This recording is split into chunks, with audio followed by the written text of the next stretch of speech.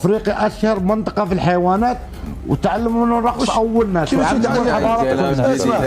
يتعلم الحيوان؟ فهمني اشرح هذا كلام كبير والله. لا هذا كلام اذا ما فهمتوه. الاسد لا رجاء خالد، اي انسان تعلم يرقص من الحيوان.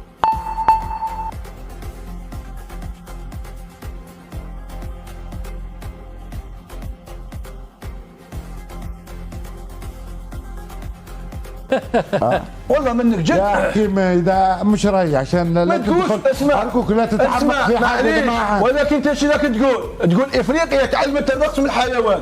هو كلام كبير هذا يا رواس. كيف كلام كبير؟ كيف افريقيا كيفاش الناس ما لحظه الحيوان ما تعلمنا لحظه. انت اللي بتقعد ما تعلمنا الحيوان. الله سبحانه وتعالى شبهتهم بالحيوان. دفن الميت من الغراب. لا ما قصدي بيتكلم اسحبها والله هذا لحظه اسمعها.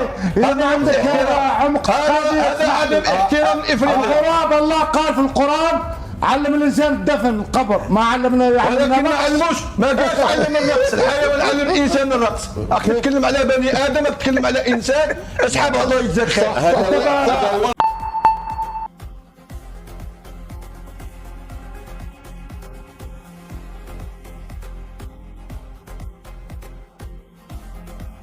مبادئ. انا عندي مبادئ ونحترم المبادئ ونحترم الناس. ولما نتكلم على ناس، لما نتكلم على ناس عندي ميزان نوزن به كلامي. لا يا حكيمي لا عندك مبادئ ما تفهم على حاجه ما عندك فكر.